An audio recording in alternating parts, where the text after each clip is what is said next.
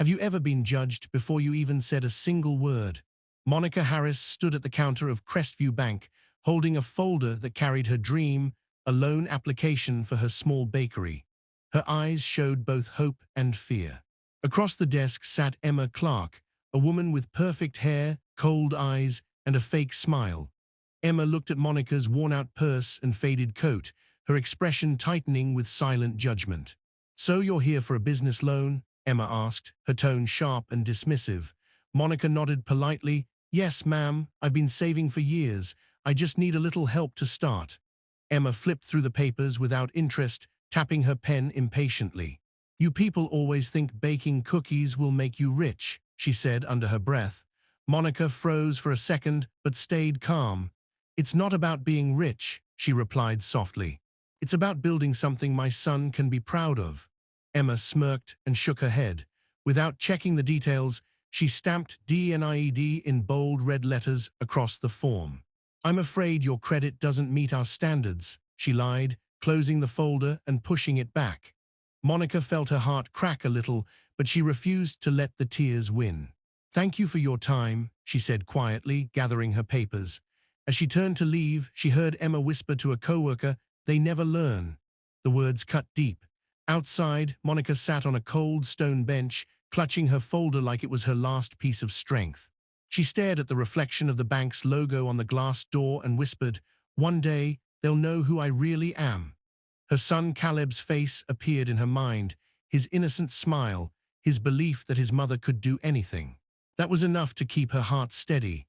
If you've ever been looked down on for the color of your skin, you know how Monica felt that morning. But her story is just beginning.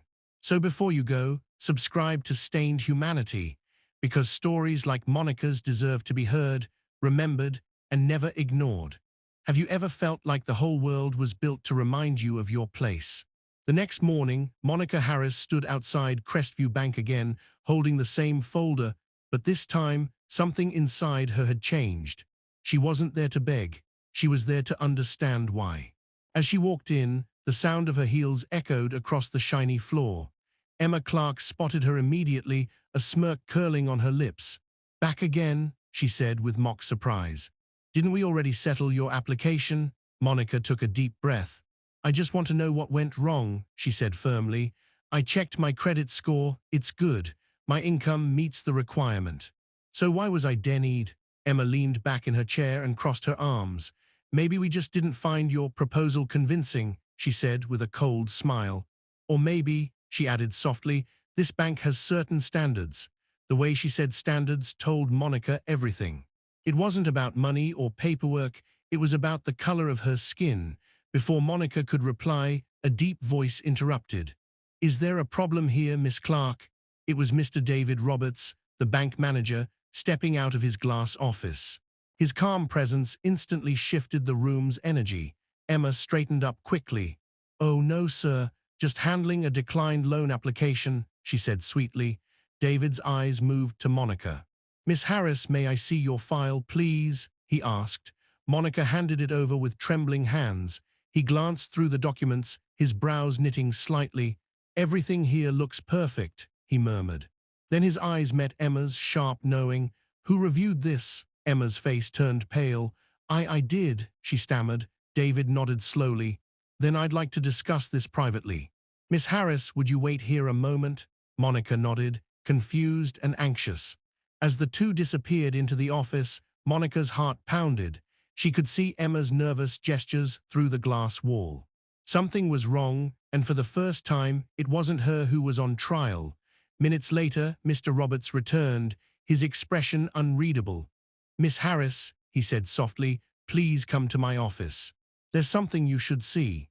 Monica followed him inside, unaware that the truth she was about to hear could change everything she believed about fairness, dignity, and power. If you've ever stood your ground when the world tried to push you down, you'll want to know what happens next. So before we move to the next part of Monica's story, subscribe to Stained Humanity, because sometimes courage is the only key that opens the right doors. Have you ever discovered a truth so powerful it changed the way you saw people forever? Monica Harris sat quietly in Mr. David Roberts' office, her heart racing. The door closed softly behind her, shutting out the whispers of the lobby. David gestured toward the chair. "Please, have a seat," he said kindly. His tone was calm, but there was something in his eyes, disappointment mixed with anger. On his desk lay her lone file, now open and marked with red ink. "Miss Harris," he began, "I reviewed your application myself. You have a strong financial record, excellent credit, and a clear business plan. This loan should never have been denied." Monica's breath caught. "Then why did she?" Before she could finish, David nodded sadly. "Because she didn't judge your papers," he said softly. "She judged you." Monica's chest tightened. The words hit harder than she expected. "So she really denied it because of my skin color," she whispered. David sighed. "I'm afraid so. And that's not only wrong, it's illegal."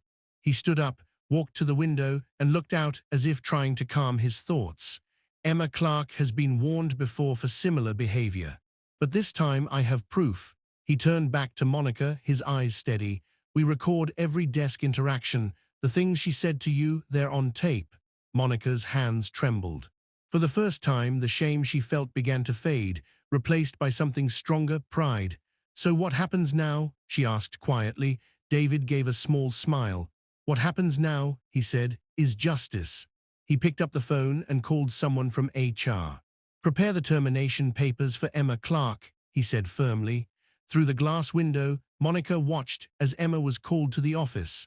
Her confident stride was gone, replaced by confusion.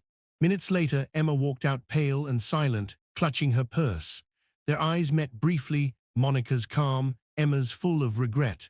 David returned to Monica and slid a paper across the desk. "Your loan is approved, Miss Harris," he said warmly, "but there's something more.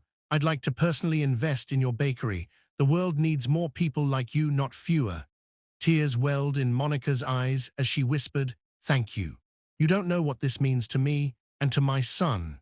If you've ever waited for life to finally be fair, this moment is for you." But Monica's journey isn't over yet. Something even bigger awaits her. So before the final chapter unfolds, subscribe to Stained Humanity and stay with us, because truth, when it finally shines, changes more than just one life. Have you ever seen life repay someone for all the pain they endured, in ways no one expected?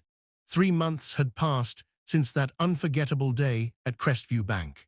The once quiet Monica Harris now stood in front of her dream, a cozy little bakery called Caleb's Crumbs, named after her son. The smell of fresh bread filled the air, and the golden sign above the door glowed under the morning sun. Customers from every background walked in, laughing, talking, and enjoying the warmth that Monica had always dreamed of creating. Inside, Monica arranged cupcakes near the counter when the doorbell rang. To her surprise, Mr. David Roberts stepped inside, holding a bouquet of flowers and a proud smile. "I told you it would work, didn't I?" he said warmly. Monica smiled back. "You did more than that, Mr. Roberts. You gave me back my faith." Behind her, little Caleb came running, wearing his tiny apron. "Mom, we sold out of cookies again," he shouted happily. David laughed. "Looks like you're not just baking dreams, you're serving success." Just as they were talking, the door opened again, and in walked Emma Clark. She looked completely different, no arrogance, no pride, just quiet eyes filled with regret. For a moment, the room froze. She walked up slowly. "Monica," she began, her voice trembling, "I came to say I'm sorry. I was wrong about everything. Losing that job made me see what kind of person I'd become." Monica looked at her for a long moment, then said softly, "Sometimes, losing what we don't deserve helps us find who we really are." She handed Emma a warm loaf of bread. "Here, everyone deserves a fresh start." Tears filled Emma's eyes as she took it. "Thank you," she whispered, before walking out quietly. David turned to Monica, amazed. "You forgave her?" Monica nodded. "Because hate only keeps the pain alive. I'm done carrying that weight." As the sun set, Monica looked out the bakery window, people laughing, families smiling, her son helping customers. The same world that once told her no was now cheering for her yes. She whispered softly, "Dreams don't have a color, they have courage."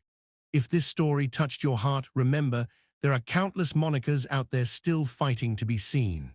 Subscribe to Stained Humanity and share their voices, because sometimes the smallest act of kindness can rewrite the ending of someone's story.